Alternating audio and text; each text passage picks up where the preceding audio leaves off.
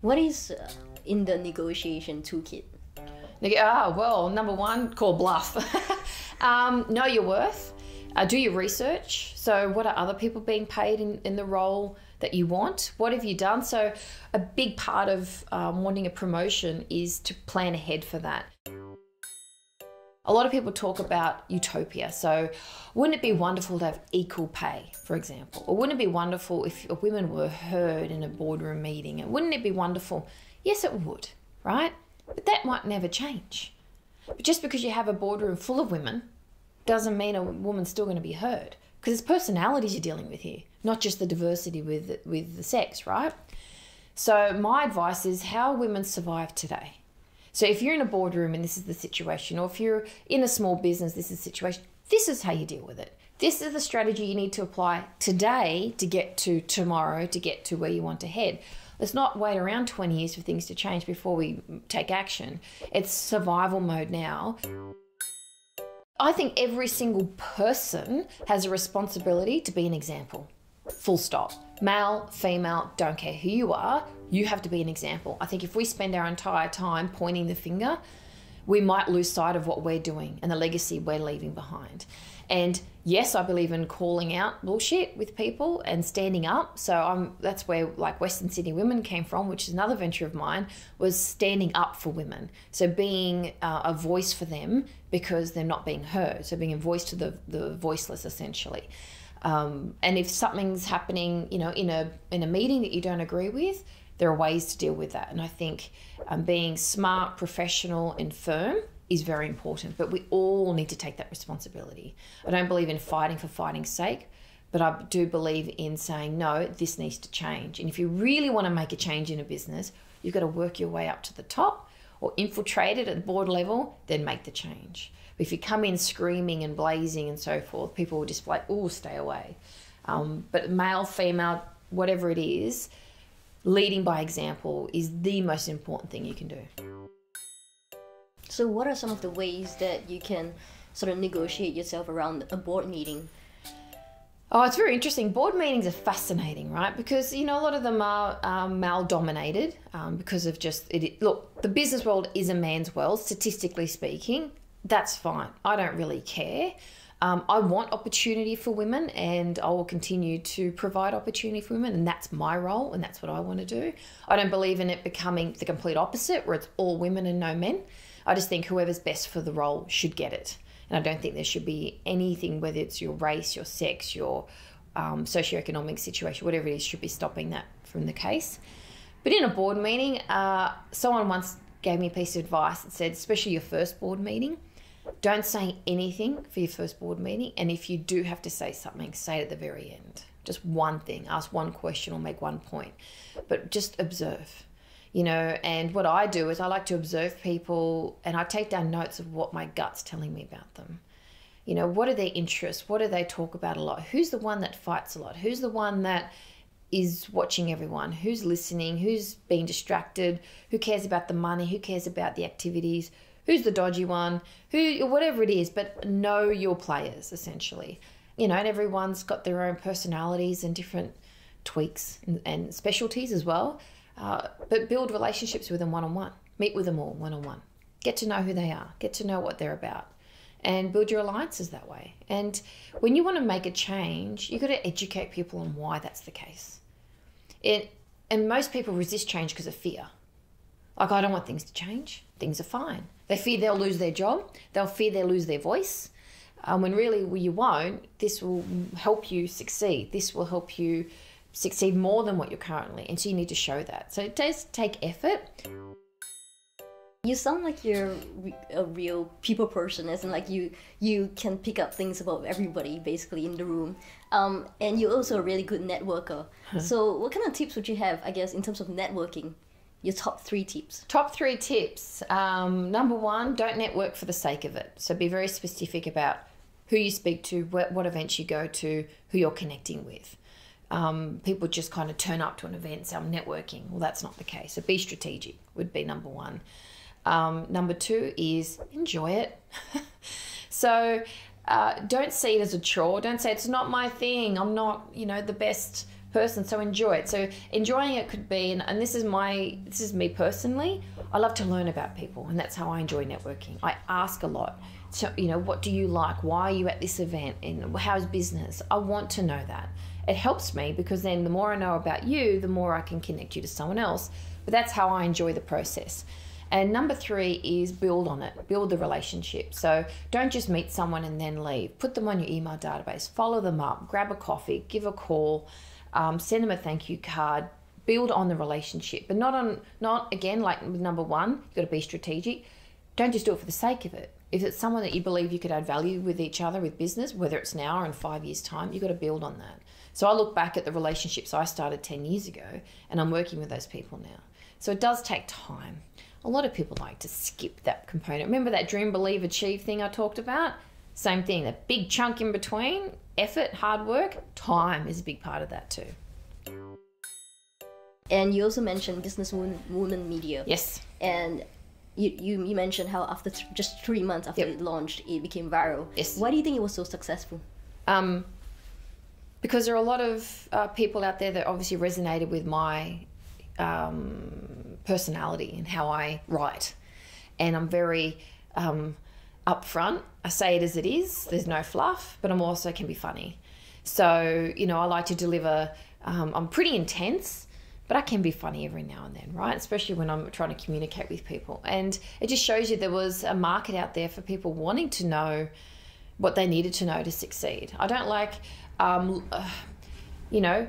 stringing people along with the idea of, if you read this, you'll succeed. Or if you come to this workshop, you'll succeed. No, read this. It'll be a part of your succession, plan. Just one part though. You got to apply it and then move to the next point. So I love that process. I think a lot of people found it refreshing that there was actual advice to help them. My mother always told me, honey, you've got to start from the bottom. And as much as I hated hearing that, when you're 19, 20, thinking, you're doing a degree or finish your degree and you think, really? Then I caught on. Actually, that is the most powerful thing you can do, is start from the bottom.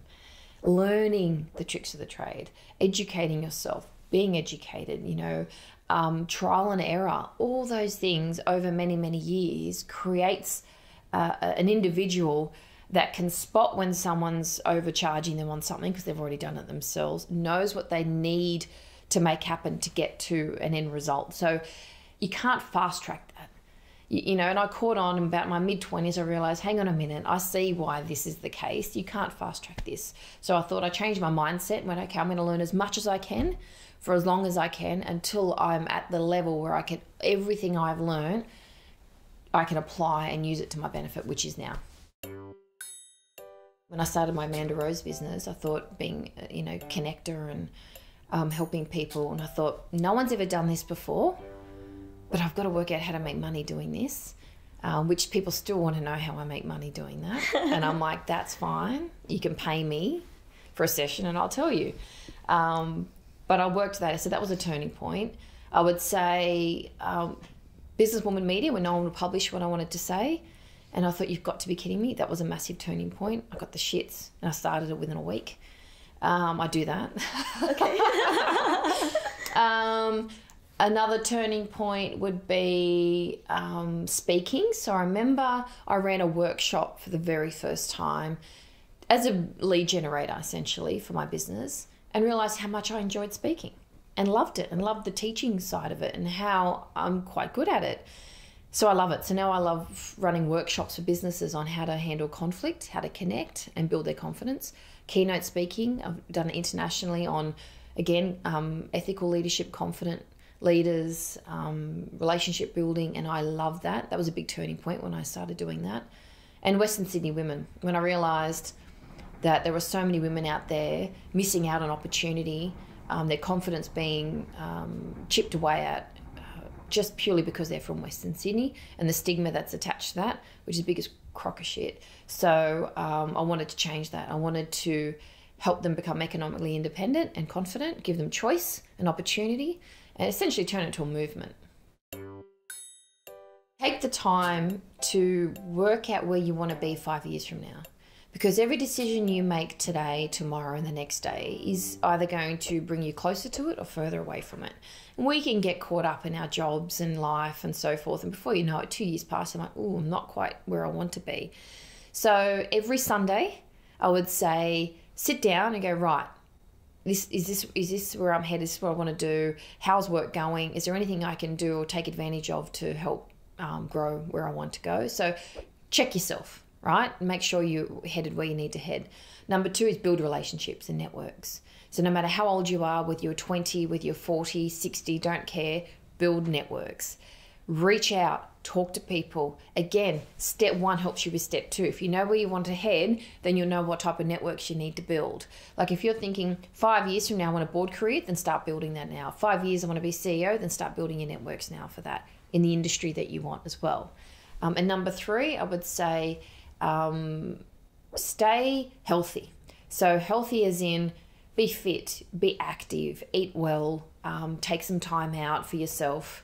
Make sure that you're that you've got a balance there, because if you're spending 80-hour weeks at work, all the young lawyers out there and a few friends of mine have gone through that, it's not worth it.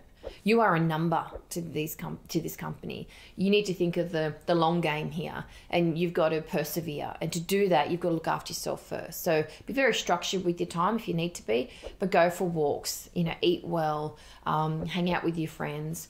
Don't blow your time. Don't be silly and foolish with it, but make sure there's a balance. What about if they say to you, yeah, I love the corporate thing, but I also really want to try starting my own business? Yes, don't quit, right? Seriously. People jump on Facebook and say, I'm living my best life. I just quit my corporate job because I was so sick of it. Now I'm starting my own business. No. Big no. Big no. Right?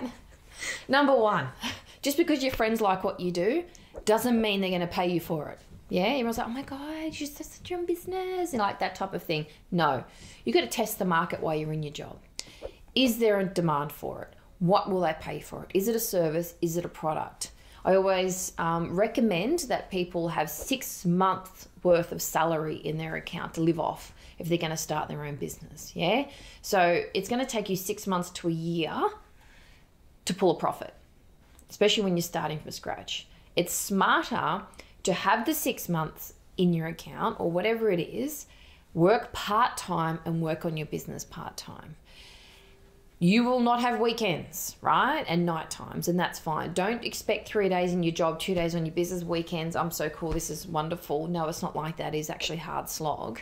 You do have to cut out your junk TV and don't catch up with people that are not adding value to you personally or to your business, right? But don't just jump straight into the starting a small business. It costs more than you think. It takes longer than you think. Don't spend all your time in Facebook groups saying, I'm failing or help me or, I need business. Be smart about it. Have a business plan. Have a strategy. Build your networks. Tell people what you're about. Be confident in what it is that you're selling. Don't think, I just started out. What do you think? You got to believe in it or no one else is going to buy it off you. But don't just jump straight from the corporate world into that. Be smart about what you're doing. If you can get a couple of clients and transition, that's perfect. Then you can do that. But have a backup plan, because it's nowhere near as easy as people make out it is online. I guarantee you. Yeah, and it can be quite stressful. It is stressful, and it's fun. See, you lose that spark that you have wanting to do that when you're like, I've got bills to pay, and not just bills to pay, but you've got to invest in your business too. I would say meet with your accountant, have a smart financial plan. Don't just get a business coach and pay them $10,000 to motivate you every Friday. Get a consultant in the area that you're lacking. For example, if money's your specialty, then you probably need help with PR and marketing and branding, yeah?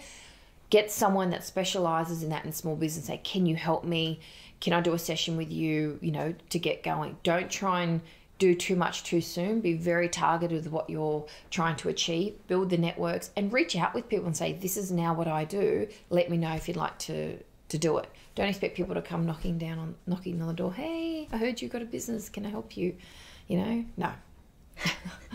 Okay. It's a straight no. Often what you do, only you can do. So you need to outsource things that you hate doing. right? So admin or things that are taking up your time, could be bookkeeping, admin, so forth. Outsource what you can. If you want to scale your business, the best piece of advice I can give you is to get a mentor that can guide you through the process. I usually tell people, find someone that you know that's in the space that you're in, and say, would you mind, mentoring me through, this is what I want to do in my business. And let me tell you that a lot of women and men that will help you do that. Also get advice, professional advice in that. So financial, again, like I said, marketing, business strategy and so forth. But don't be in too much of a rush to scale your business. Make sure it's profitable before you start scaling. If you want to take on employees and so forth, or contractors, make sure you've got work for them. Because if you don't, you're still paying them. So take it slow and steady, and look, it sounds boring, slow and steady, but a year will pass anyway. And then you'll look and go, oh, I'm so glad I did it that way. Because if you rush ahead and you stuff it, you've got to redo that year again. Like, this is my personal space. Unless I invite you past this space, back off, right? People come in for the kiss. That's a classic. You're a woman, I'm a man, let me come in for the kiss. And I'm like, hey, handshake will do you just fine.